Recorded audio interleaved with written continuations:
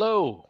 Welcome, Glenn and viewers, to Basking in the Evergreen, where we speak to the contestants from each episode of The Green Room with David Green.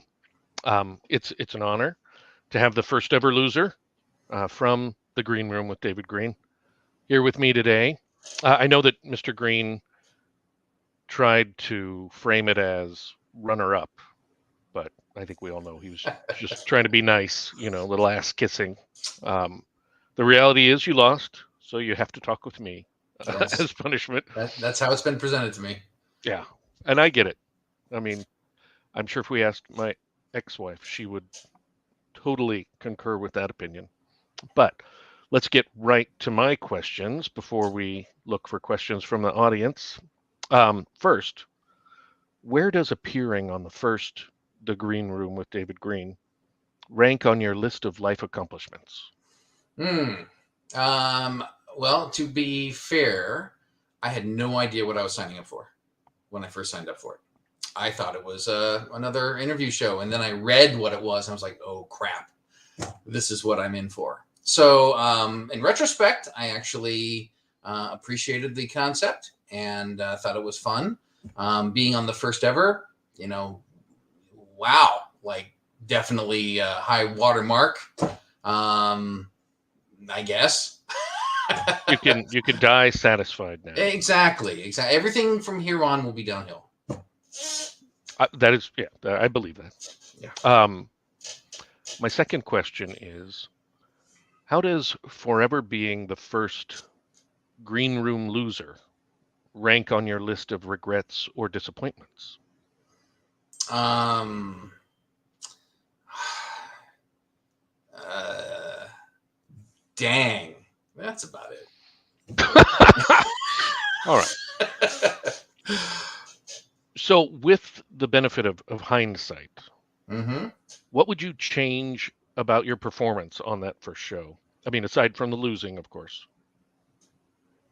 Well, I had the opportunity. I came in as a second competitor, and I had the opportunity kind of to choose my place. Had I known what I was signing up for, I might not have chosen Lily, because Lily's an excellent, very intelligent author and um, editor and everything.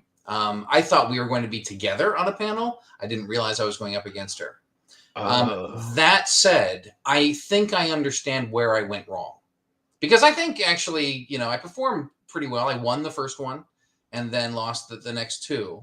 But the place where I went wrong is I sort of delved within myself and I asked me, what bothers me sort of about the world of publishing and creative writing and all of that. And what I should have done, first of all, is be more familiar with what David was looking for. But second, do something that was more topical, because I think that's where Lily got me. Is she came up with topics that were more relevant now. Mine were sort of more evergreen and still relevant, but not timely. And so I think timely is what pushed her over the top. So, from what I got from that is pick a dumb opponent, Yep. or dumber than Lily at least, and then uh, Well, dumber than me. two, be more dumber than both of you, I guess, Right. really, and then be more topical. Um, yeah, I mean, I would agree with those. Mm-hmm. That makes sense. So you did mention you had a victorious first segment, which was Yep. new writers being exploited, which, I mean, that is an evergreen topic. Yeah. But it must have felt good, maybe even tricked you into thinking you were going to win. Got your I hopes did up, so to suspect speak. maybe that things are going to go differently. But I'm curious, what is the worst example of new writers being exploited that you're familiar with that you could share with us? Well, I think it's really when someone has actually committed a crime against people. I mean, I think it almost is about how much money they've lost in the process and what their expectations were for having spent that money. Because, I've heard of people hiring editors for $5,000 and getting almost nothing, or not having improved their manuscript at all. Although that might not be the worst, because I know of other people who have gone with a self-published or a small press and lost their rights. And so not only did they lose money, they lost time, and they lost the rights to their own work. And that gets at your heart. That's just not financial. That's like, my baby is someone else is strangling my baby, and that's no fun. Yeah, no, you want to strangle your own baby. I hear you. Yep. But no, I think that makes a lot of sense. Losing the rights to your work would be the worst. Yeah. Now your second topic struck me as somewhat nebulous, Mm-hmm. and it seemed to change a lot the more the conversation progressed, and it was definitely tough to title.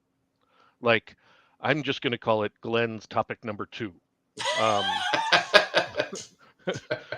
Would you recommend that future contestants do better in that regard of having a catchy, one sentence description of their topic to make it easier for David, who is, I mean, not the smartest guy, and then and of course we have to assume that the bell curve of the intelligence of the people watching. There's some smart people a little bit at the end, and then a few dumb people, and then just average intelligence people consuming the 80% of the middle. As a marketing effort to those people, do you recommend people have a catchy phrase or sentence No, for absolutely each of their not. topics? No.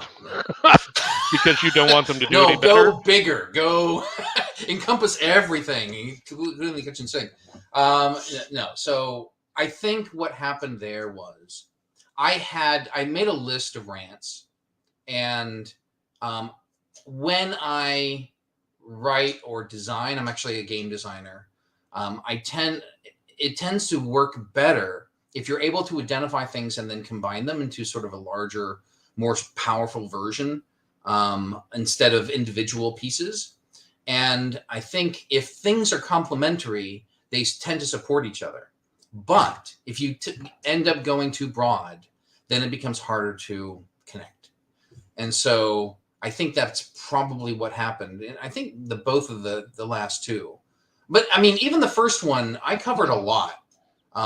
So my topics were big, overall. Yes. But the first one, I think, was more visceral. It And was so easier yeah, to encapsulate right. in a short phrase. That's for Yeah. sure. So you still design games? Yeah, I'm Oh, okay. actually in the process of signing a contract right now to do something in the metaverse. Congratulations. Nice. Thank you. All right. Let's move on to your third topic. It was about the many hats that indie authors have to wear, and just understand and learn. Um, Several authors who saw the show, um, when they learned that I was going to have the opportunity to speak with you, wanted me to ask about the somewhat whiny nature of question 3. It's a somewhat whiny nature. Right. So my question is, Okay. why so whiny? Okay. Just for them. So I feel like I already know, but I'm speaking for me, because I get frustrated at something, but I was trying to frame it in a way that it's everybody has the opportunity to get frustrated at some of this, because as soon as you're done, I mean, that the moment that I wrote my book in 20 years, my first book in 20 years, and I'll show you. This is the book I wrote in 20 years. And then I managed to get signed to a small press. And because I figured I want to be published. That is how you work. You want to get published. You want to be a published author. And so I went to a small press. I thought, hey, well, that's publishing. And then I found out all the reasons why I didn't want to be there. And it was a really hard education. It was an emotional time when it was disappointment after disappointment after disappointment. And during that time, I realized all of the things that they were supposed to do for me, but probably wouldn't. And so I tend to excel at some of those things, but a lot of people don't. A lot of people are kind of expecting, agent's going to pick me up, publisher's going to pick me up, everything's going to be hunky-dory. And that's true for almost nobody. Even the people who get an agent and a publisher, they're still a new author. And they don't get the kind of marketing muscle that publisher is going to give to someone who has a track record. So they still have to do all this stuff. So everybody runs into this, learning curve of what the hell. I'm writing. I'm probably an introvert, and I don't really want to push myself. I want everyone just to know about my work and fall in love with it, and I sell 1 million copies. So to me, I mean, isn't every rant whining in a way? Because you're explaining how you're frustrated with something. That is I'm not whining about the question. That is an interesting philosophical argument. I guess for my understanding of it is, if you take the topic of people exploiting writers, right, especially new writers who are not aware, to be on the lookout for this type of thing. The negative behavior is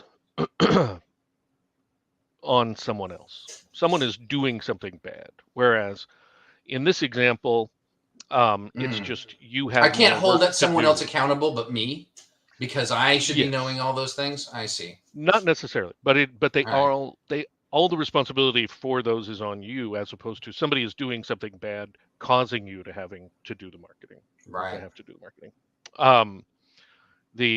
I will say to the people watching, nobody has contributed a question yet, so you can be the first. I'm just saying. I'm not begging or anything. I'm just letting you guys know if you're, interested in being the first person to ask a question or to have their question asked. So let me interject then, since you're pausing, and that is, I think anytime that something has affected you personally, and you react in a way that you have identified a fault in yourself, maybe, and you whine about that or you rant about that, then it can be interpreted as whining. Because I self-admittedly, I'm not good at all those things. And the fact that I kind of found out that I had to be good at all those things, that was hard. And I think it's an emotion that a lot of new authors experience. And so what I was trying to do is present a rant that people can identify with. And again, it was kind of broad, because there was a lot of things that you have to do as an author that you probably didn't know you had to do. Well, I do think some people go into it choosing the indie route because they want all that control. The control freaks are very excited, to be in charge of everything, because we've definitely heard stories of people who authors who are like, I hate my covers. They don't have anything to do with what I think of as the book. And everybody's got stories about the lack of marketing that their publisher does for them, and whether that's a small press or one of the big guys. But hey, we've got a couple questions now. Nice. Now that you challenge them. Yeah. Oh, this is a good one. What, if anything? All right, we're fighting now to get this question up. What do you feel you did well in the show, even in defeat, if there's anything? I mean, we understand if there's nothing. I think I made my case in all three of them. I just think, again, that Lily brought topics that were a little bit more timely and a little bit more topical. Mine were broader, but I do think that I think I do fairly well in a format like that. I think I can explain my points pretty well. I think Lily just did a great job. And it may be that on any other given day, I might have taken the gold. That could be. Let's jump to JD's question. Oh, she already put it up. And she's fast, the editor. All right. Do you think the bar for indie and traditional is drastically off, meaning that what's whiny for an indie is applauded for somebody who is traditionally published? I've heard a lot of traditionally published people be pretty whiny. And it kind of, I think it all depends on your perspective. It's like, that's a bad metaphor, but I've read, people who are sort of ensconced in their best-selling status, and they're whining about the covers. I've heard about people who have managed to get into a publisher, but the publisher did nothing to promote them, which meant they were giving away their rights and their babies to this publisher who did not help them and actually took a percentage. And so I've heard people whine at every level, but everybody's perspective is different. Honestly, so I'm not whining about being an indie because I do think there are significant upsides. I like having control. I like being able to negotiate my own licensing rights because I come from games. I'm a game designer. I know I have contacts for people who might be excited about taking my work into other arenas, including movies and TV and games. I'm so glad there's no one between me and them. And if there were, maybe my books would be doing slightly better, but I would have to factor in another layer. And I don't want to do that because, there's not a lot of money to give away to other people. So I mean, I don't know if traditional people are less whiny than indies. I'm sure there are people who are whiny across the spectrum in every strata. Yeah, let's look at Nikki's question. Do you get irate when people call you self-published versus indie published? I don't think I've had enough people call me one thing or the other that I have a adverse reaction to either. Well, let's talk about your game career.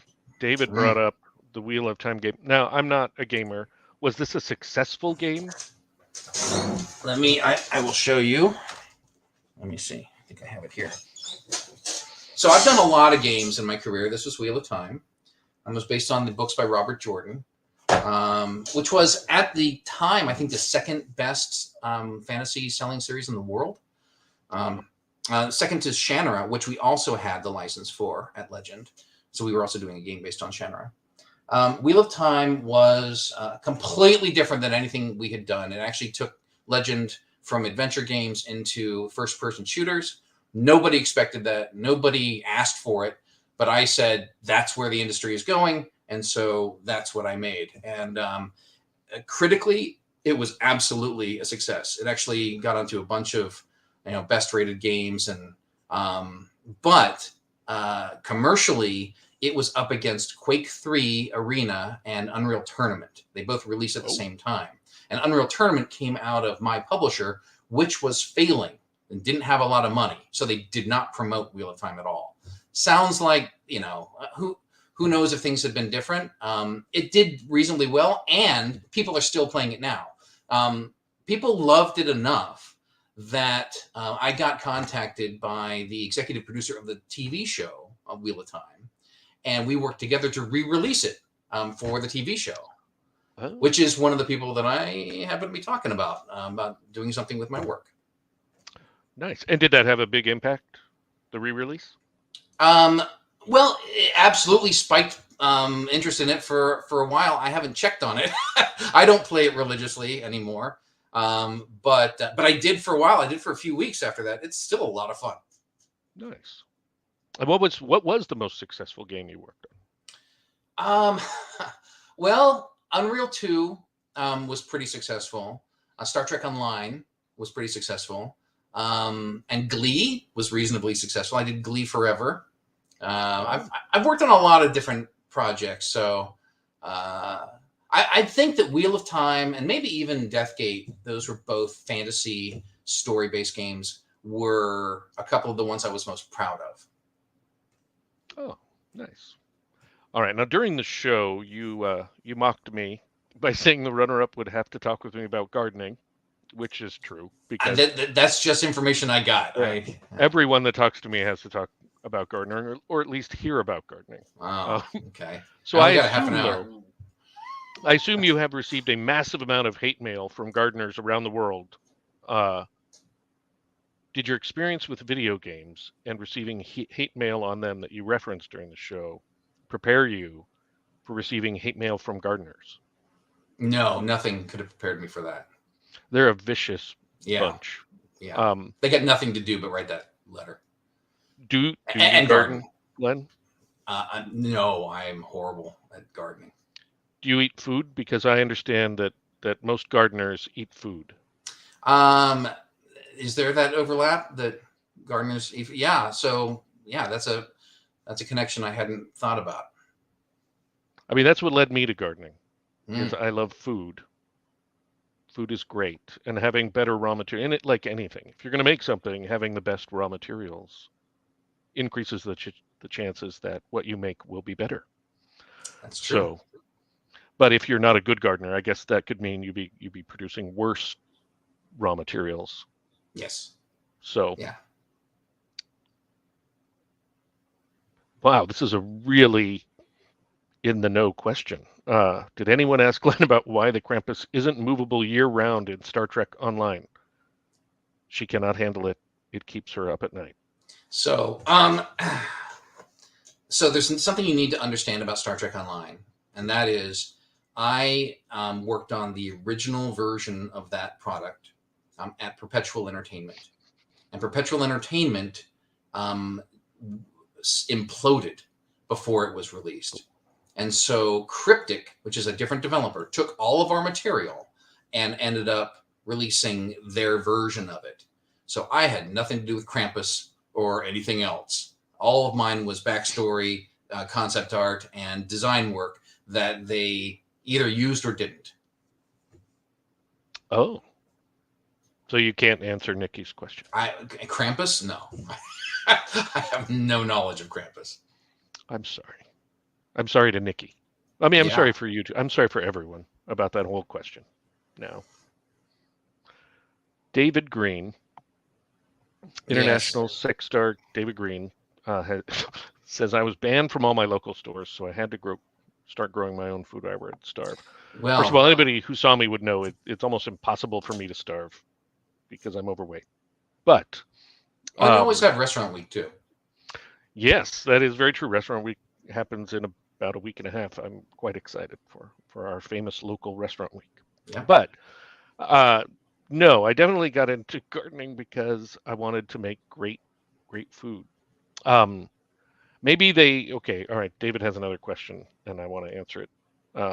What the hell is a sex star? Well, um, that is a good question, David. I just misspoke.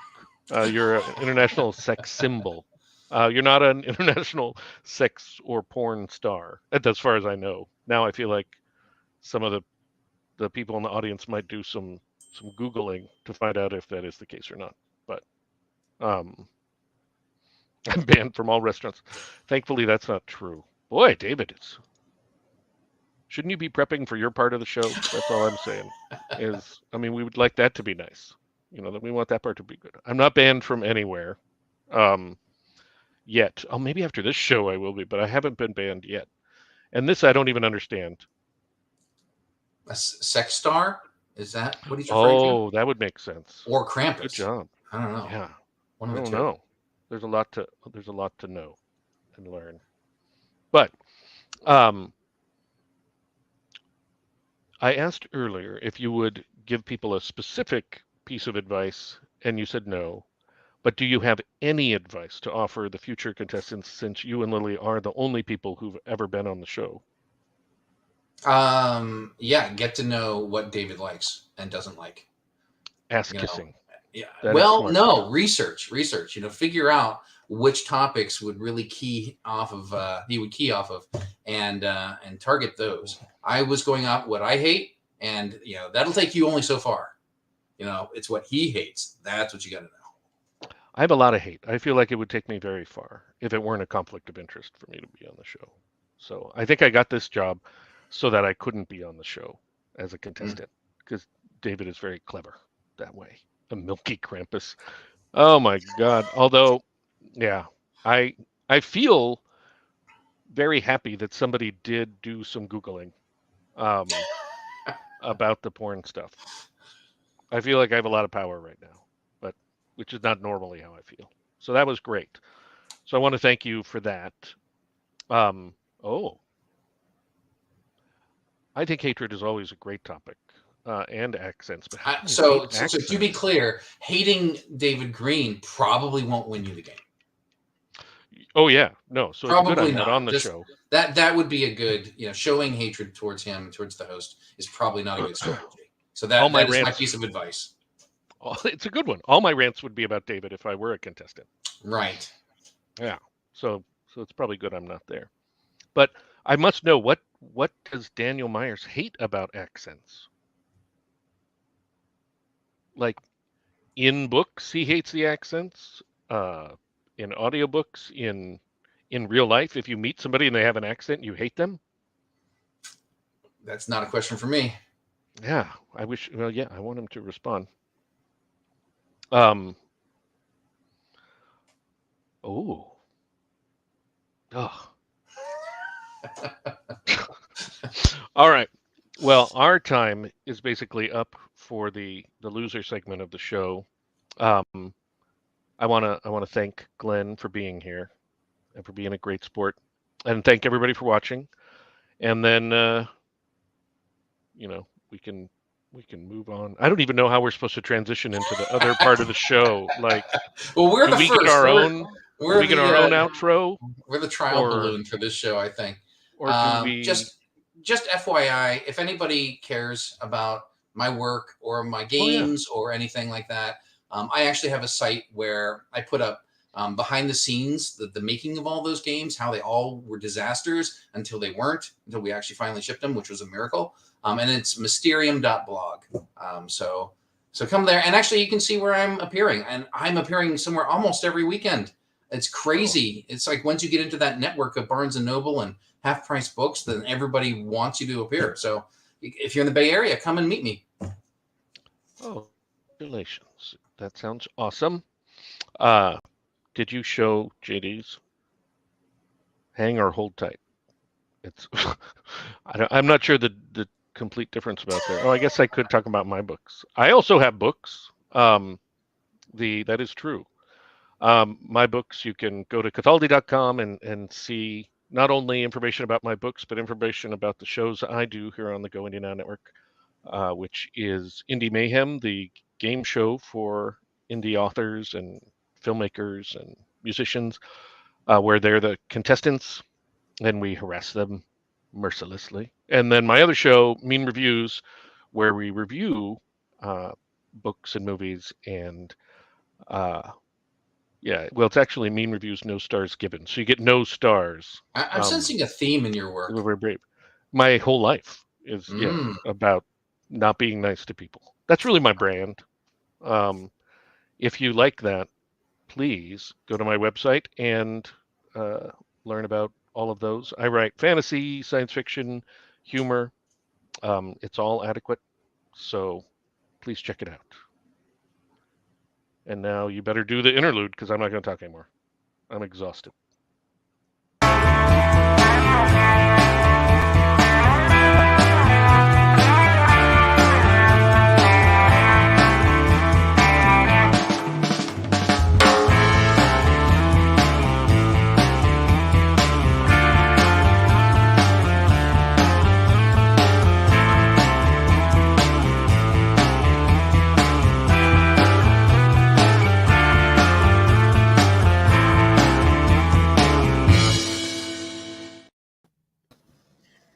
Wow, I did not expect to see us right now. I thought Maddie would be there for a second. I don't know why. Hello, welcome to the second. Hi. I know. Welcome to the second. I was just really admiring this like really snazzy like ad break that has all the upcoming shows. That was really cool. I am totally not prepared to say anything. Welcome to the second half of the show with the winner of the first Evergreen room, Lily the Chessie. Round of applause, everyone. Everyone, round of applause. How are you doing? I'm good. How are you? I'm great. I am great. You brought half of Stephen King's face with you as well again? I did. Behind me over the other shoulder, there's half of BTS. So I have an audience. So do you just like to have like half of people's faces on your wall? Is that like some kind of Well, no, them back there, they have whole bodies, but it's only half the group. Hey, Mikey. Right. Hey, Nikki. Hello, everyone. Nikki, oh, they're all talking amongst themselves. If you have any questions for Lily, our first winner, please do comment with your question and we will get to them. I have questions too, of course, but we have a long time to talk. The winner of the Green Room gets the full hour and not just half an hour of Ron talking about gardening, milky Krampuses and pornography, which is what he generally always talks about. That was extremely entertaining. I was sitting here listening to the whole thing, and I'm like, I'm glad that there is no mic going because I was just giggling the whole time. Well, as well, that the end of it there as well, you're just like, I'm just not going to talk anymore because I'm tired. And it's like, he's like an overgrown baby. That Mikey, half my faves are on the wall, half their bodies are in the crawl space. Wait, which members do you think I put in the crawl space and why? Right. Yeah, definitely. So yeah, we'll start with Maddie's question because Maddie is straight in there, straight away. What did you expect when you were asked to do the show? Well, you weren't asked to do it. You volunteered as well. I did volunteer. I didn't realize I was volunteering for the very first episode. But as soon as I saw something that said rant about topics in the industry that you can't stand or that are bothering you, I'm like, yes, please. I do this anyway. Let me have an audience. Yeah, we do it in our spare time. Whenever we talk to anyone else who's a writer, it's just like after a few minutes of like, how's it going? It descends into just things that we hate. Yeah, and I mean, I know Glenn was even mentioning at the end of his interview that, the topics I chose were timely. They were, but they're also, not only are they timely, they're ones that come back over and over again. Like they go away for a little while and there's a surge of it again. Whether it is, people overusing the tropes, whether it is especially the pirating, it comes back. And that's what I think bothers me the most. It's like herpes. Right. Yeah. Writing herpes, that's the name of a different show. Coming soon on the Go Indie Now Network with Lily Luchessa. Probably also co-hosted by Ron Lahr. Yes. He would definitely be the loser of he'd be the person. No, I'm not gonna finish that thought. But you know what I meant, Ron. Do you wish your segment was not so long? No, well, it depends who's the guest, Ron. If it was you, yes. But Lily is much better than you, Ron. So there you go. So before we get into the interview and talking about all those things, why don't you just tell everyone who's watching a little bit about yourself and the things that you do? Because you're not just a writer, as if just a writer is such a thing, but you do also lots of things come in the overall package that you provide. No, I wear so many hats. I'm like one of those montages in a 2000s comedy film where they show the girl trying out all those different outfits. That's what I do. I am a USA Today bestselling author of urban fantasy fiction for adults and young adults. And I am also the co-founder and owner of Partners in Crime Book Services, where predominantly I am an editor and I also assist with marketing and newsletter management, amongst other things as well, including graphic design. But those are my top two. Those are your top two, just a couple of things. But you are one of the people when Glenn was doing his choice of people that have to wear so many hats, you're one of these people that do this. You want to do it. You're like, yeah, I'll wear all those hats. It's not even want to. I do enjoy what I do, but a large part of it was seeing so many authors who did get scammed, which was another thing Glenn talked about. I wanted to help. I wanted to help other indies. I wanted to do it at an affordable price. As long as it keeps me paying my bills, I'm not going to be raising my price. I'm not going to be overcharging. I'm going to do what I can to help out other indies. And Mikey had a question about what is my current WIP? I know some people don't like it when you call it a WIP. I do. I don't say WIP. I have one for each pen name right now. The next coming up is for Samantha Calcott, which is my contemporary romance name. And it is the first book in a shared world series, contemporary interracial romance. And it's titled after the main character, Yijun. And it follows the pop band Too Hot to Handle as they're coming back into their very first comeback after a member returns from military. And my character has to assume the main vocalist position, while the other main character, they meet when he walks into her tattoo shop in America after it's his first time in the US. And it's a bit of a social commentary on the world of K-pop going into the American industry, which is something that I enjoy. And it's also going to be probably one of the sweetest and steamiest ones that I've written at the same time.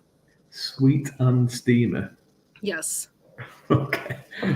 So how do you work that balance of sweet and steamy? That's piqued my interest. And because of the audience that we have, they're all sex mad anyway, so we might as well talk about that. The sweet is actually the most difficult for me. People who know me, and especially who know the Lily side, they know that my preference is a lot of violence, blood, arguments, angst. I feed off of that stuff in my books. Right. But recent things that happened to me last year, I wound up using Evie, the female main character, as my emotional dumping ground. So basically, I just wanted very sweet things to happen to her after doing all of that. And so that's how I've been working that in. And the steamy, I mean, let me put it to you this way. If you had a 6 foot tall, tattooed Adonis body pop star walking into your life, would you not be doing steamy things? Well, You sexual deviant and proud. Oh yeah. Yeah. When you put it that way, you know, that makes a lot of sense. So that's one of your pen names. Do you have many pen names, or is it just your own? No. And is it just two or several? Yeah, just that. Just And- the romance and just Lily. I was going to separate the Coven series and a couple of the other YA things I did away from Lily, but like Stephen King does, I tie my worlds together. And while I don't recommend kids read the Paranormal Detective series due to the violence and cursing, pretty much anyone of any age can read the Coven series, and they all tie in together. So that's why I kept it. And plus, running multiple pen names it's a lot of work. And while I do work for other people too, I can't keep all that up for me. So I'm keeping it as simple as I can. Yeah. So when did you decide to go with the two pen names? And was it just like for content reasons, or was it just because of? Yeah, it was for content reasons. The Lily books don't have any on-page sex whatsoever. Right. And I wanted Samantha to be romance in general and a bit more contemporary. Lily also doesn't do any contemporary work. It's all paranormal somehow. Right. Okay. That's Lily's area, and that's where she stays. Yes. That's where I like to stay. I never thought I'd do contemporary. I wound up writing some short stories for my then publisher at the time, and that's what inspired me to write a full novel. I'm like, well, Lily definitely can't write this, so New name incoming. So we'll ask this question. I think when Maddie brings these questions up, we'll go with those ones. We'll interrupt our conversation when Maddie puts them up there. We'll stop talking what we're talking about, and we'll go with what Maddie wants, because Maddie is the producer. She's the boss. Yeah, exactly. So what would you give? So in terms of the green room, which I suppose that's what we're talking about as well. What advice would you give to someone going to be on the show? And so Glenn was just saying before that, like, you have to kind of learn the things that I like, but you have to convince me as well. That's the whole point. It might be things that I don't like, and both of them. You have to convince me which is the one I should like the least, I think. But what would you say? I would give this advice to people even in life, not just on the show. When you are going to have something to rant about, when you have something that is going to touch you that much, number one, you have to be convinced about it. If you are not convinced about your own argument and you're just picking something that is timely, that is current, and no one's going to be convinced. I can imagine that you would be able to tell someone who's not 100% behind their idea. And the other thing is, once you are convinced, be confident. Don't sit there and second guess yourself. Don't sit there and wonder, oh, maybe I shouldn't, because I started to, but I didn't. The main thing is you have to have force behind it. The same way you would tell a politician, the same way you would sell your books. Confidence. Even if you're not confident in yourself, act like it. So, and I think you mentioned on the show that you kind of have like you do quite a lot, or you did do debates and stuff like that, or you know quite a lot about media as well. So, did you think you had like an advantage there, a hidden talent that you can tell anyone about? No, because I'm actually a nervous wreck. I have severe social anxiety. So despite the fact that I can debate well and that I do have some media training, that doesn't trump what's already in my head. Right. And just what I'm like. So no. Nikki is correct. I am a business of ferrets in a raincoat. So there's nothing to be worried about. A mischief of Fae, as some might say. So I write paranormal urban fantasy as well, which is so this wasn't rigged so that we could talk about paranormal and supernatural fiction. It just happened this way.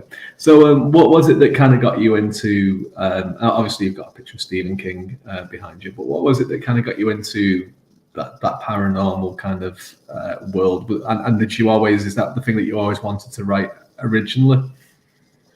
I've mentioned this before. I was actually just recently talking about this too. I blame my mother. When I was a toddler, I have a lot of hidden talents. Thank you very much. I am awesome. My mother sat me down when I was a toddler and showed me the original 1960s Scooby-Doo shows.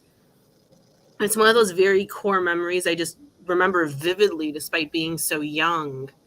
And the first episode I ever saw was Scooby-Doo meets the vampire. Right. And that was it. That was it.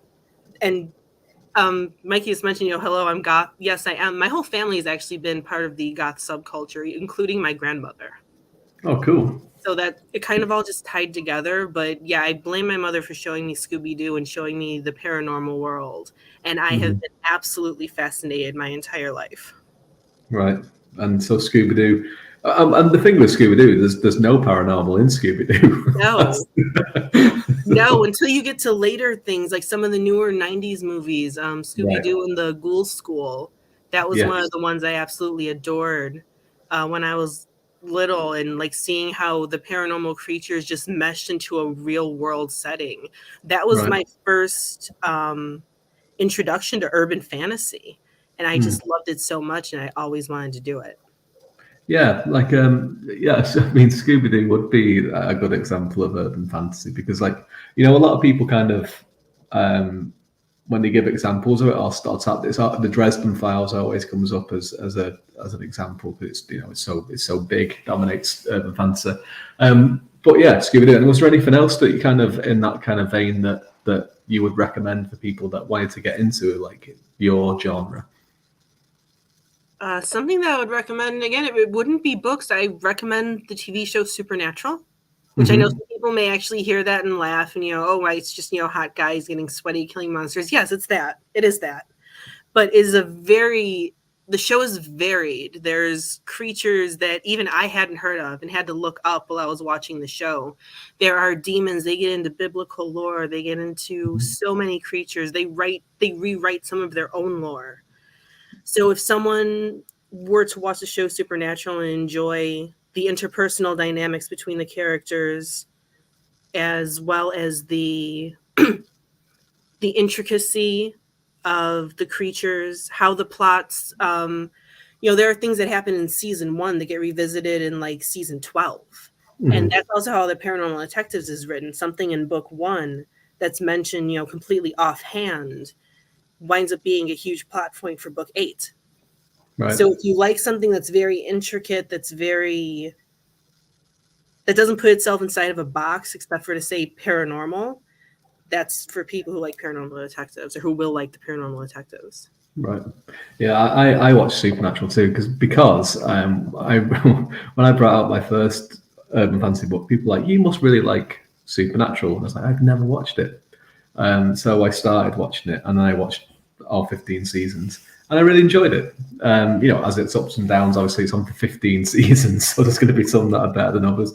But I really enjoyed it, and obviously it has a Scooby-Doo crossover as well. Yes, it did. Season 13. That was one of the best episodes ever. Yeah, wasn't it good? It was.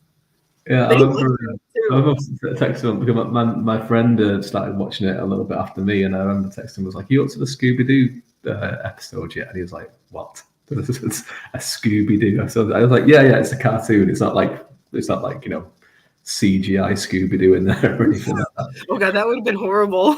Yeah, they did it the other way around. Maybe they should have done that one in the later seasons instead. So I have to ask you why you brought up Supernatural, not me, but we'll have to talk about it a little bit now. So I'm going to say you're a team Dean, or I'd say you're a Dean. Yes, I knew. Yeah. Well, there's a big fans of Scooby Doo in the comments so far. Yes, Mikey and Nikki, and I think Maddie was another comment. I'm not sure. It could have been Joe. Everybody, yeah. Everyone likes it. Anita is well into Supernatural as well. So, what did you think? Because I've not really talked to people about like kind of the last bit of Supernatural and spoilers for Supernatural for people that are in the comments. But what did you think about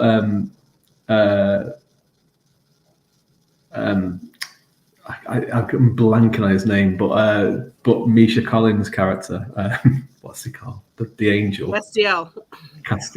And Dean, what did you think about all that kind of stuff towards the end of it? Do you think they should have really kind of pushed it out, or do you think it was? I think there should have been a mutual confession, but something that you need to remember about Jensen Ackles is he doesn't act as well with words.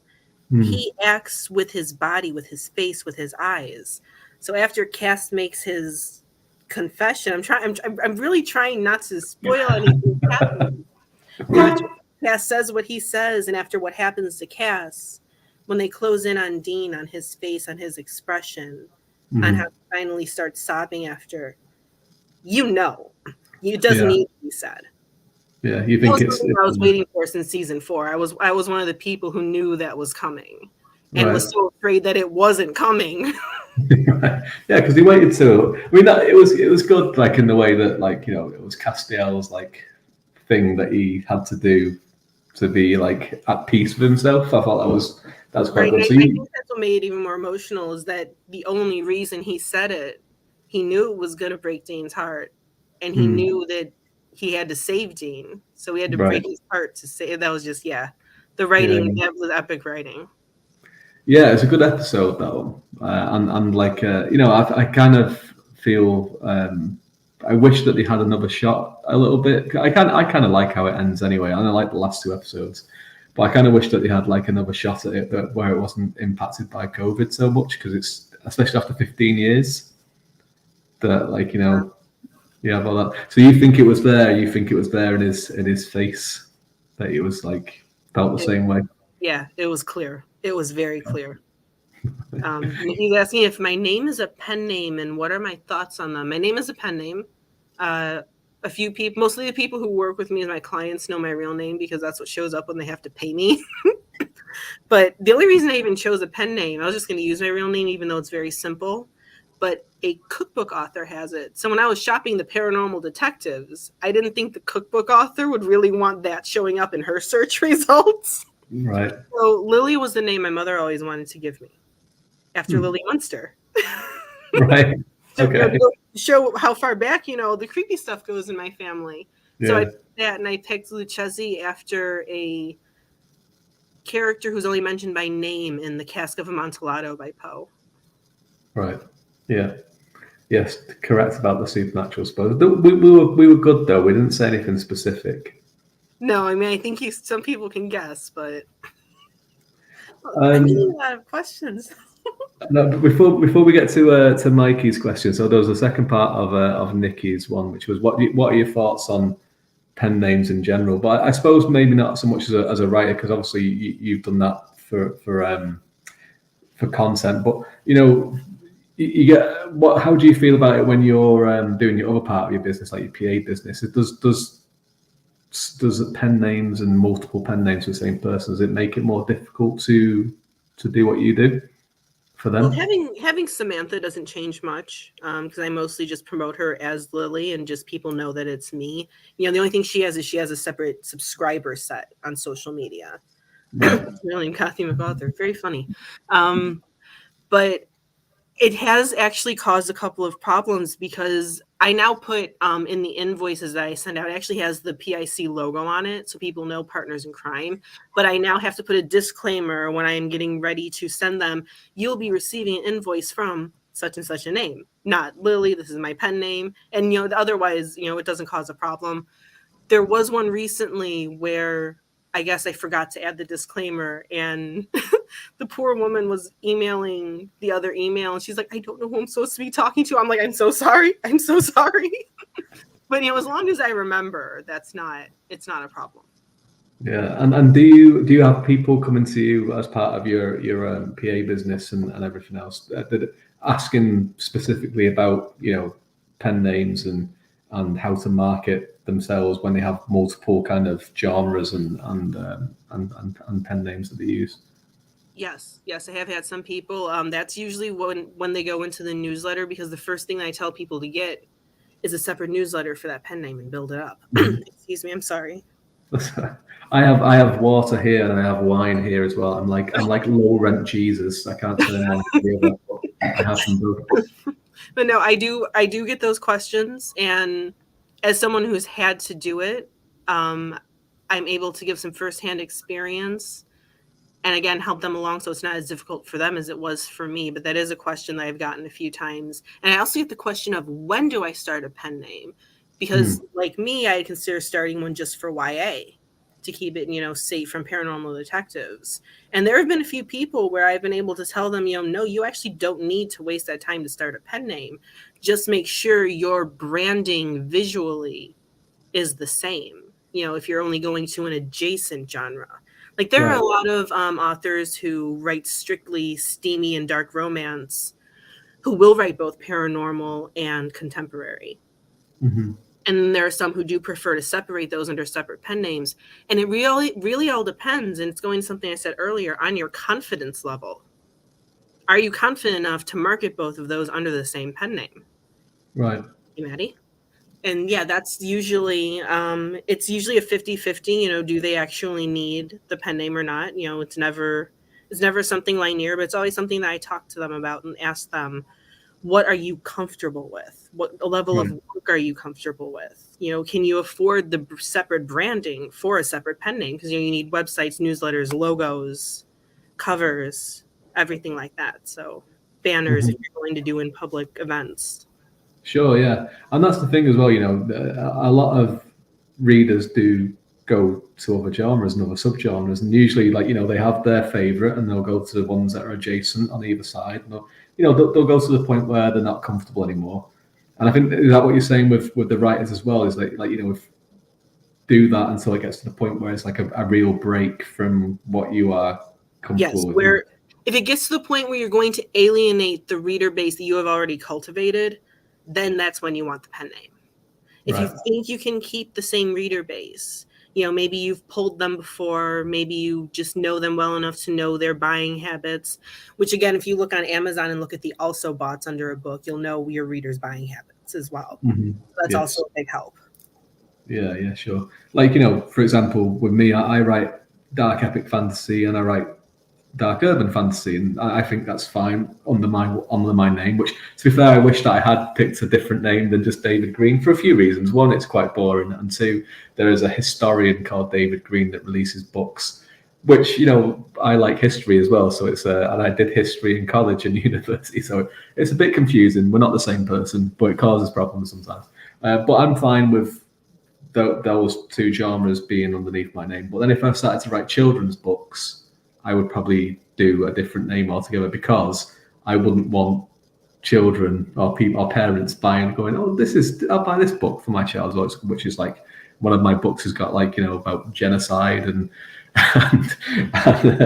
xenophobia and all kinds of stuff in it. I wouldn't want children to be reading those kind of things. So that's what you would do, and that's what your advice would be. Right, and Mikey and Nikki both making comments. With Mikey, he said, don't do children's books in reverse harem. What a lot of people don't know, reverse harem originally started in Japanese manga and anime, and it was YA. There was no sex in it. It was young adult. Usually at the very, very end, the It does differ from, American reverse harem, where the main character would pick only just one or two of the guys. But still, it actually originally was for kids and teens. Well, that is And something that Nikki said is what I was talking about with branding as an author under pen name. It was a reader. If I connect with an author's style, I want to know everything. Once you are established enough where you have diehard fans, you do not need a pen name. Yes. You just publish under your name because you have that reader base that is rabid, and they are going to want your books, and that's what you want. Exactly, and that's the way with many. You get a lot of big authors that do jump around in different genres, like Stephen King, the half the face that's on the wall there. He has, he jumps around these days, and that's fine. People kind of follow him, but also as you talk about branding, some people be like, well, the more fancy things aren't for me. I prefer this style of his, and that's fine because he has enough people to kind of follow around. And yes, Nikki, I do have my drocking is a word that I made up for one of my books for swearing because my publisher said no swearing in this book. But then the other book that they published, which is contemporary, has loads of swearing in it. So I don't know why. It was one of those things. So we'll go back to, yes, Maddie, you read my mind. How did you do that? I was about to say, let's go back to this question from Mikey Bookout. I presume that is also a pen name of some kind. Bookout would be a great last name. His pen name is J. Michael Wright. Oh, and I'm gonna promote his books because he's awesome. So many names, so many. Just pick 2 names at least. So, do you think the visual arts, like TV and movies and video games, obviously, you have some great stories in video games these days, are a good place to learn storytelling ideas? Yes. Extremely. And another place to learn good storytelling ideas are music videos. Like I'm going to go really back now, even before I was born, take November Rain. That is a mini movie. There are some, a really fun music video that again has a story is 0 by 1 Love Song by Tomorrow by Together. That also has a story, especially if you write contemporary. Anything that is at all creative in any way, anything that someone has to sit down and wonder, what does this look like? How do I connect with an audience? Is good study material. I have encountered many, many authors who are of the, I will not watch television. I think it's a waste of time. And I respect their decision, but I also know for a fact that they are wrong. There's amazing storytelling in any single bit of creativity. I mean, I don't even care if it's fan fiction. And, you're reading about some of your favorite celebrities getting it on with each other. It's creativity. Right. It's something that you should be immersing in your mind. And, you mentioned video games. I love video games. I've played them for a very long time. One of the things I love is story mode, to watch the story unfold. And it helps quite a bit with how you should do storytelling. And again, if you watch TV and you write, series, how do the seasons go? How do they structure episodes? How does it all culminate? That is a way to look at successful television shows in your genre before writing your series. Yeah. That's even more helpful if you write Velas. I don't yet. Right. Maybe I don't know.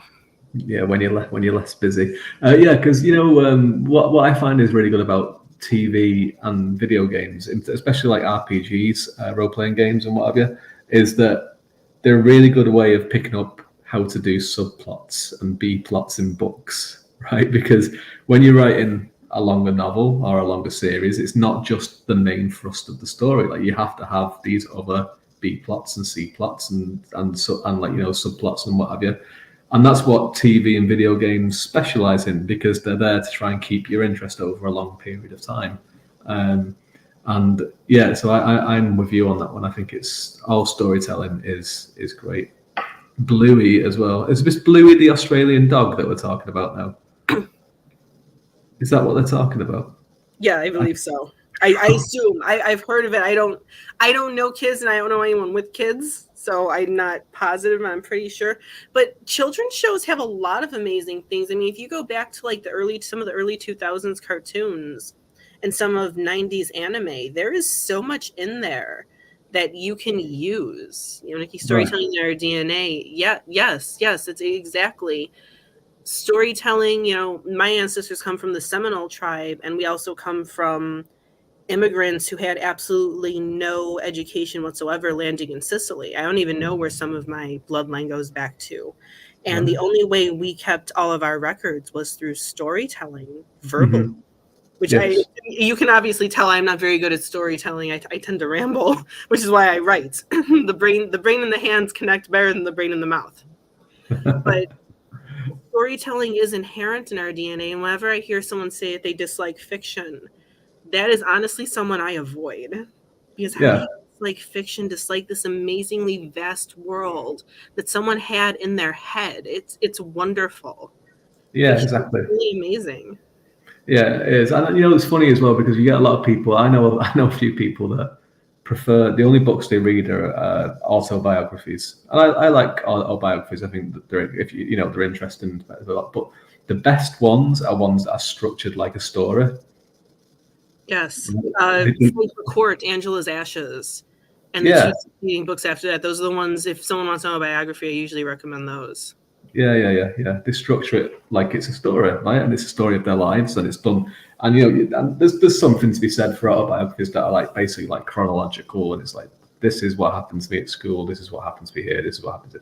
They're okay as well, but the ones that have a narrative are way more satisfying because they're a story, and we like stories. Like you said, like your people that you're from would tell each other verbal stories. I'm Irish, and that's what we did because there wasn't a great level of literacy in Ireland for a very, very long time. I have a very small part of Irish from my father's side, so yes. Yeah, So here's a question from Mikey Buckout again. He's full of questions. He should come on here to do some interviews. I told him to come on to the green room. I even tagged him in the post and everything. See, come on. He should come on. I mean, he should come on and interview people. He's full of questions. So there's a book. I'm sure lots of books have made you cry. Books make people cry a lot of the time, don't they? What was the last book that made you cry? That wasn't one of your own, because obviously as a writer, we sometimes get so frustrated when we're writing a book. Baby's Penance by Rain Matthews was the last one that actually made me sob, and I was sobbing and felt sick at the same time at something she had happened to her main character. And I'm not going to give spoilers, but oh my god, that messed me up. I've messaged her a few times, and I can only say it now because I couldn't have said it before part of the, everything was announced. I work with her, and I've worked with her since book 1. Right. And she knows how to hit people with the feels really well. But that particular book, Baby's Penance, oh my god. I mean, that needs like a warning. You're going to sue her and ask her to pay your Kleenex bill. I'm not kidding. Because she's done it before to me too. Obviously it can't be a big spoiler. She's killed off my favorite character. But I remember the first time I cried over a book, they were actually both, I read them both around the same time, was Little Women. And then book 9 of the Saga of Darren Shan series. None of the readers are over that book, and all of us will occasionally write Darren Shan and be like, we can't believe you did this. Because he traumatized the whole fandom. Yeah. Well, Darren Shan, fellow Irishman as well. We like to Beyond Some of the Seas made Nikki cry. That's my book. She's my alpha reader for my next book. So that's good. Hopefully you didn't cry because it was really bad.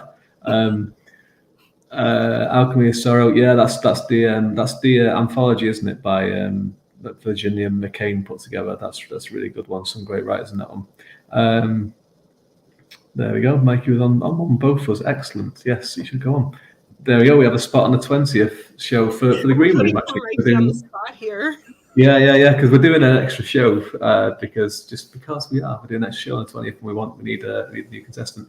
The book. I think the first time I remember crying at a book. This will show my fantasy credentials. Was The Hobbit.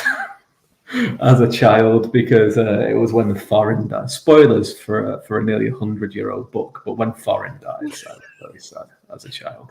That one made me cry. I actually didn't read that one until I was an adult. I'd only read Lord of the Rings, but even Lord of the Rings, like I didn't cry, but it got me in the feels with Boromir. That messed me up a little bit. Yeah. There we go. And people say fantasy can't make you cry. And yeah, so Mikey asked another question, and then I have some questions for you as well, but Mikey has more. Has a book ever made you so mad you threw the book for good reasons or bad, for both? Go right into it. I didn't actually throw the one book that made me so mad. And I'm not going to reveal, titles or authors. It was another indie book, and when I got started, I was told, "Well, you write such and such a thing. You have to read this book." And I got up to chapter 3, and the strong female lead immediately went begging to the guy whom she hated to protect her, and then proceeded to sleep with him. And I'm like, no, bye. And the one that I threw out of frustration but finished, and I read these before all of the drama came out, so nobody hate on me, was Order of the Phoenix, Harry Potter. Getting to Snape's worst memory chapter. Oh my God, I was so pissed off at how they treated Snape and how Lily laughed at him. I was so pissed. I had to put the book down. Like, I got to cool down. Got to cool down before I finish this. Yeah, I remember that. Yeah, that was. God, how old was I? I think I was in my early 20s when I read that, and it was very familiar. I think a lot of people could really associate with that, and not in both ways, and people that had carried that kind of behavior out and were on the receiving end of it. James Potter can suck it. Yeah, he's not a nice guy. No, he's not. We're all glad he's dead. So that is the way. So talking about people that we hate, you really hate James Patterson. Might you tell me a little bit more about this? I don't know about his earlier work. I did read his earlier work. I wasn't a particular fan of it, but that's not why I despise him. I despise him because he has made an empire and is making money off of other people's names and hard work. Mm-hmm. I mean, he is basically a plot generator, and other people are doing the heavy lifting. But because he's James Patterson, it's his imprints and everything, he's making the majority of the royalties. And I just feel like these authors are kind of getting screwed. Right, because that's what a lot of people... I think a lot of people do know it, but a lot of people don't, that he doesn't write his own books anymore, and he hasn't for years. Right. Stephen King's actually one of the ones who brought that out publicly. I guess maybe he wasn't supposed to, but James Patterson has hated his guts ever since. And it was actually via Stephen King that I found all of that out. And then James Patterson was forced to put his co-writers' names on the books, which co-writer, I use that term very loosely. Yeah. But I always wonder, you know the one that he wrote with Bill Clinton? I always wonder who actually wrote that book, because it was neither of those people wrote that book. It's like, who else did? I'm definitely not going to get into politics, but I definitely think Bill Clinton could have had it in him to write a majority and probably just need heavy editing. Do you think so? So Bill Clinton, the editor probably deserves a byline too and some royalties, but I do think that he actually could have written it. Yeah, because it was funny, because this was one of the first things you said on the Green Room when you started. It was we talked about Stephen King's Half of His Face, and then you went straight into hating on James Patterson. It was a strong opening. It really made me admire the cut of your jib, just to go right in there and say, look, don't like these. But is it ghostwriting in particular that you don't like the practice of, or is it just that like he is big enough to kind of give other people credit these days, and ghostwriting is fine? What do you think about that? I have some opinions on ghostwriters. I think a lot of people, ghostwriting is a legitimate profession, but it's the reason why people use the ghostwriters I don't like. A lot of them just do it to be prolific and to reap these royalties, where again, they're making double or triple what they paid the ghostwriter. Mm-hmm. That's what I don't like. If you're using a ghostwriter, maybe you have a severe deadline, you're sick, whatever, there's reasons. But there's reasons that don't have to do with monetary gain. Right. And with Patterson, he was being so duplicitous towards a major fan base of millions upon millions of people who were thinking, wow, you're writing these great books, whereas the real writers were probably getting, maybe a couple $1,000s if they're lucky, and their names were going nowhere. Right. So it's the fact that he had the power to elevate these other writers, these newer writers, and chose not to in order to keep the fame. That's what upset me. Yeah. Like, he's basically himself. Yeah, because he's basically because everyone else. I mean, I ghostwrite for people as well, and it's most of the people I do it for, it's people that English isn't their first language, and they want to market the books in English-speaking territories. So, or people just don't have the skill level to write a book. So it's like, and some people have quite fleshed out ideas, and some people don't really, and that's it. And I just doing that just as I started off as a writer, and just to get practice and make some money and everything like that and whatever. But like James Patterson now has become a part where he's a brand, and it's not just new and entry level writers that he's using. It's actually people that are established authors that are having to write for him. Right. It's that part of that publisher that they're like, we need you to work on it. And Jeffrey Archer's the same as well. I don't know if you're familiar with him. He's an English Not writer. as much, but yes. He basically does the same thing, and he's in his like mid-80s now, and everyone's like, "Wow, isn't it great that Jeffrey Archer can bring out 2 or 3 120,000 word novels a year?" It's like, well, it's because he's not writing his own books. That's how he can do it. There's a couple people in the indie world like, "Oh wow, you're so prolific," and I'm just looking at him like, "Yeah, I know they're ghostwriters." Yeah. Whereas, me and a lot of the people that I work with or that I'm doing, there's another shared world that I'm doing with, and I see how hard some of them work to do their books, whereas other indies are being praised for not writing their books, especially in the indie world. I think you really should be writing your books. That's just but again, ghostwriting is a profession. There is nothing wrong with it. You're getting paid to do a job. It's not like you're doing anything wrong. You're not the one deceiving people, being the ghostwriter yourself. It seems like a very fine line, but the fine line is written in permanent marker. Right. Yeah. I think I think for me, like if someone that I knew who had a fan base came to me and was like, "Look, will you write a book for me?" I would be like, "Definitely not," right? Because this is you're tricking people because you're a big. But the ones that I kind of work with are people that it's their first ones that they're doing, or it's just something that they want to get out there or whatever. It's one of those kind of things. There are a lot of people who just want their idea put out there and can't. Yeah, exactly, and they just don't have the skill level all the time, they're not looking at this, to make a big career out of it. They want that idea there, and you're a vessel with which to do that. You're the boat. Exactly. But like if it was like, say who's like Will Wright, for example, if Will Wright who's like kind of big indie author, if he came up to me and was like, "Look, I need you to write me a book," I'd be like, "I think you can write your own book, mate." For your own fan base. And if you can't, that is no longer your problem. Exactly. So my co-host Mikey has another question. Thanks, Mikey. Any 2 authors, alive or dead, who would you have a coffee with and talk with? So who would you? Yeah, 2. But you'd have a coffee. I thought it was going to be one of those things. It was going to be like coffee, kill, or something else. Then coffee, talk, or kill. It's a new author thing. Everyone knows how much I absolutely adore Stephen King, so I'm going to leave him out of this.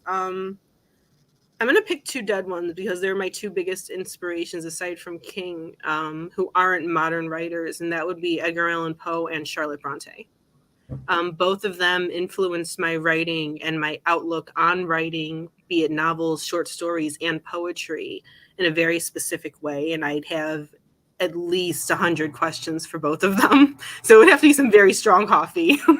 Right, yeah, and lots of coffee as well, just to get through all the questions. Did you watch the new Edgar Allan Poe film? No. Mikey was just telling me about that. I have not watched it, though. I need to. Yeah, you should. Talking to me about that yesterday. Nevermore, yeah. Yeah, it's very goth. I think you would like it quite a lot. yes, that is why I was told about. Yeah, I need to watch it. I don't have a lot of time actually. Like the second this is done, I'm diving right back in to finish editing 70,000 word novel. Yeah. So it's that's another thing that you do. You edit for people as well. Yes. So yeah. And what is it about? So it's probably a bit of a silly question, but I'm going to ask it anyway. But is there a preference? Do you have a preference between writing your own stuff or the other things that you do for other writers, like the editing and the PA stuff? Or is it all kind of just is it all good but different?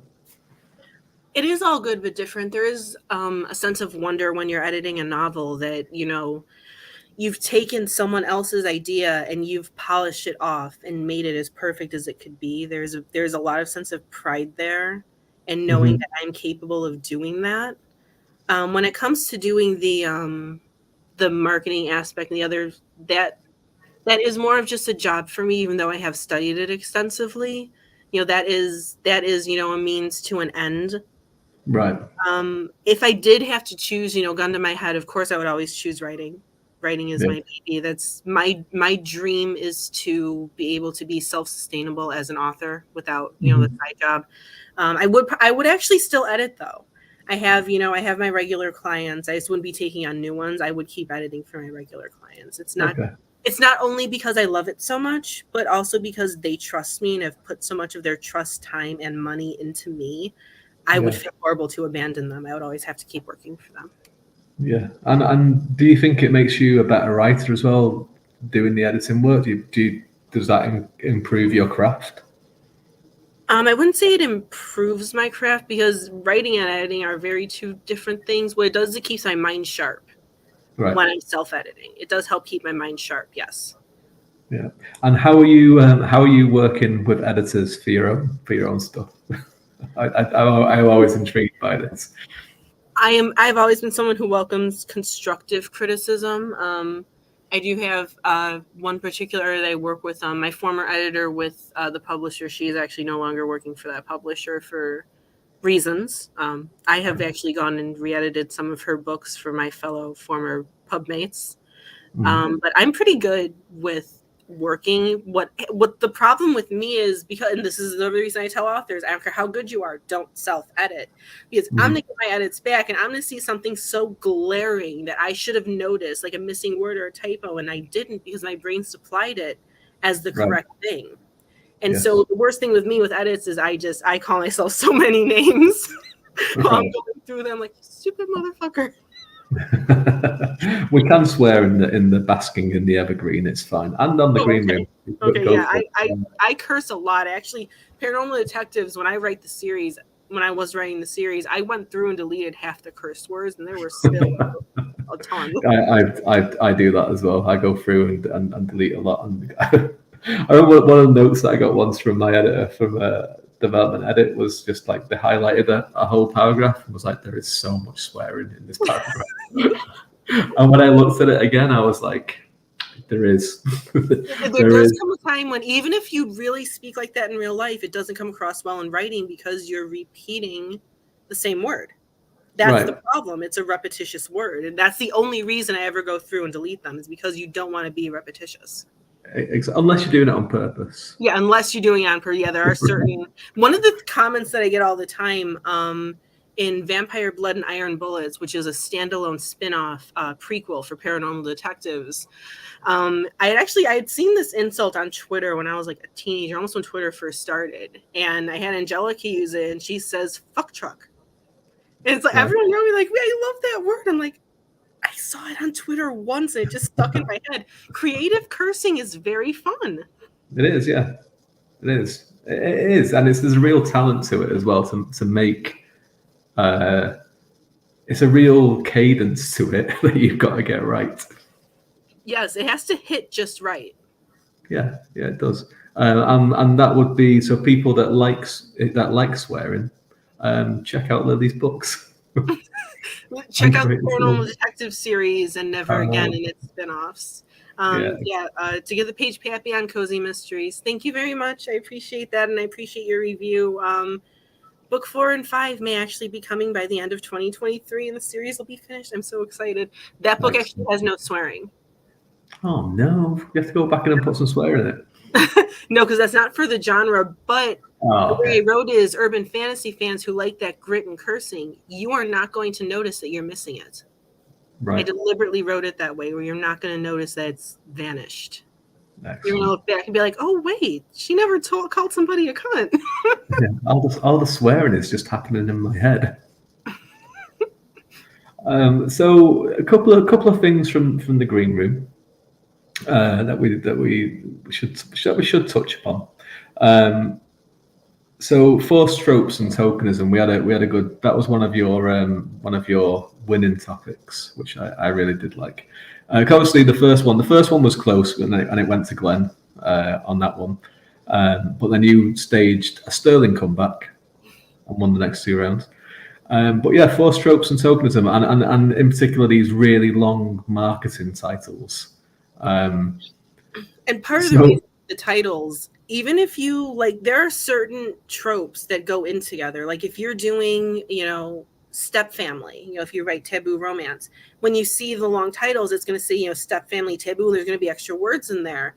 They all go together. However, the way the algorithm works, in order to be found, you do have to sometimes keyword stuff your subtitle, and it looks horrible. Even if you don't have that many keywords, you got to dig for them and find them, and it sucks. But yeah, that's what I'm talking. Like, you don't want to mix too many of them. Like, obviously, like I said, step family taboo is both going to be listed. They're both the same thing. Step family falls under taboo. Age gap actually also falls under taboo. But again, it would both be listed as if they were separate things when they're not. Yeah, that's another thing you have to look out for, and it's a very slim difference, but it is a difference. And unfortunately, it's a difference that I've had to use. Yes, and like if you put too many of them in there, if you just kind of just like grabbing for like any hint of one of these in the book, it could annoy readers because they might pick it up and think, well, this is going to be about this, and it might be just the briefest thing. And if it's something like I'm autistic, so sometimes I see books that have like neurodivergent or like autistic this, and you read it and it's like there's like maybe like one sentence in the entire book that is about it, and it's really annoying because it's kind of like you're being exploited a little bit to kind of bring people in that are looking for something that represents them. I'm autistic as well, and that is actually why I didn't put that in the page capion. High five. Whichever, I don't know what direction I got it. I've got it perfect at this side. Whatever. But yeah, when I was doing her books, I wanted to write her like me. I wanted to have a character like me, but I also didn't want to put it as something almost exploitative. And I also, if you read the Coven series, Harley also has autism. It is not ever stated. It is not something that I intentionally did, because at the time I was writing her, I did not know I was autistic. I was just writing her in a similar way. And all of her bad reviews are a teenager would never, and they list things that I actually did and was like as a teenager being autistic. So, you do have to look at it with a neurodivergent gaze. And, when you see neurotypical people who are criticizing that. So that's why I made sure that I did list Paige, in some of the promos as being neurodivergent. I make sure it is specified within the books because I don't want people criticizing her for something that is very, very real. Yeah, sure. Yeah. And people have like, people have a very preconceived notion of what autism looks like, and and they don't, and even though people like, and it's not what you're supposed to say anymore, but people feel like, well, it is a spectrum and it's wide and all this kind of stuff and what have you. They still think very, very much of like Rain Man or Sheldon Cooper or something like that. So when you write someone like that from your own experience, people don't recognize it sometimes, and they just think, well, this isn't right. And they criticize you for it, which is just so it's better just to kind of just let the characters speak for themselves.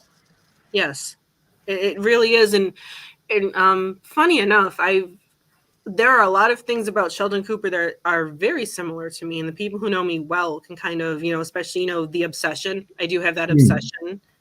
Comic books are one of those obsessions, but a very specific niche of them.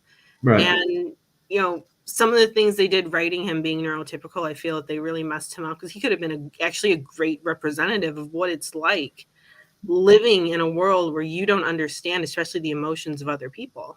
Right, or in my case, I don't understand my own emotions. I have, I can't pronounce the word. It starts with an A, alexithymia, where I don't always know what I feel. But I also have hyper empathy, where I can always feel what others feel.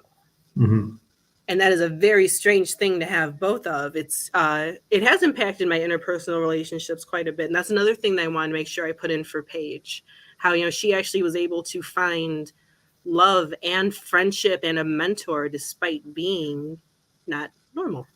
Right, exactly. Yeah, because that is one of the big struggles, and that's one of the things that I worried about when I started writing was, and what I always do when I talk to my alpha readers and I talk to my editor is I'm always like, do these characters are they acting like neurotypical people? Do their emotions work properly? Like, because I have emotions, I know that I do, and I can feel other people. I can, like you, I can have a lot of empathy for other people, but that whole kind of like me expressing my own emotions is difficult to get the right balance of it. And it's one of those things as a writer, then when you try and do that with characters, is to kind of be like, well, how do we do this? So how do you do it? How do you kind of, when you're writing someone that is neurotypical, is that something that you've ever had issues with, or is it just it's because you have that empathy that you can for other people that you can put that into a character?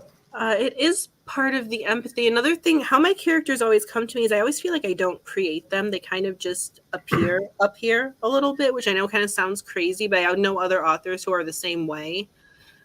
And it's a lot of observing other people because, I'm the type of person, this is something that bothers me in a lot of books with miscommunication. Be direct with me. And then you have a problem. I just need people to be direct. What is it you want? And so when I see that in other books, it bothers me. And then I realize, wait, this is how neurotypical people behave. Right. So on, observing normal people who with normal brain function, that is how I'm able to make sure that my characters are behaving in the proper way.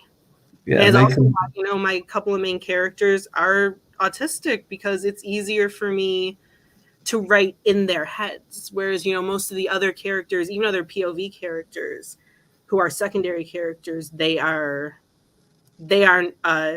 neurotypical, and I'm able to do that because I'm less in their head. As long as at least one character is like me, I'm able to sit there, look through their eyes. What are they seeing? What are they perceiving? Through my own memory and my own experience, as well as their experience at the time. Yeah, that's a really interesting way because with people not telling people information and that whole thing of like no one ever tells anyone or neurotypical people what they really actually feel. Whereas we're like, just tell us, please tell us what you feel. I can't do this guessing game, right? And that's what's refreshing about those stories. Then is that you don't get this like forced miscommunication trope that you get in a lot of these kind of books, which I think people kind of. I see in a lot of reviews for that kind of more romantic fantasy and paranormal romance or whatever. A lot of readers are kind of getting a little bit fed up with the forced miscommunication trope now. A lot of them also deal with miscommunication in their real life, and they don't want to deal with it in the books too. My characters, with their significant others, they do fight. Danny and Angelica in the Paranormal Detective series, they have come close to murder with each other and threatened death. But it's never a miscommunication. It's always, hey, you killed somebody and lied to me about it. There's a problem here. There's something other than a miscommunication or just keeping a secret. Yes. Just one little thing. And I always have to make sure, are the fights. I don't want people to be reminded of real life with these fights. They don't need that. They're coming, especially in my books, they're coming for escapist fiction. And I want to make sure, the type of fights they're getting into is not something that they're going to find, in their everyday life. Right. Yeah, exactly. Well, it's been a great hour that we've been talking. So what is, and gone through some great things, and I'm sure we've all got lots more questions for you. You have to do this another time. You'll have to win again and come back on for the hour, or maybe lose on purpose so you can get an half an hour with Ron, which I wouldn't recommend, because he'll just talk to you about Milky Krampus. So what is next for you this year? You mentioned before that you hope to have next 2 books in your series out by 2023. So what's next for you for the rest of the year?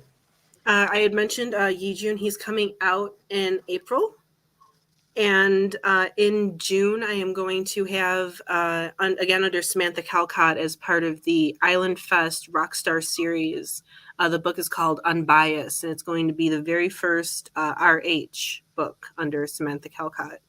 Oh, excellent. It's going to be written with a bunch of great authors, Maggie Alabaster, Joe Bradley, Kelly Mann, Margot Bond-Collins, TB Mann. We're all in it. So again, some amazing people. My book, again, comes out in June, so please look forward to that. I recommend reading the whole series surrounding the festival. You don't have to if you only just want to read mine. But again, I recommend it. I've also edited one of the books out of those, and it's fantastic. Right. So I'm going to put my clients and my edits, and then I have the 2 Paige Papillon books, which will be released by the end of the year. I don't have a specific date right now, but I'm planning on it.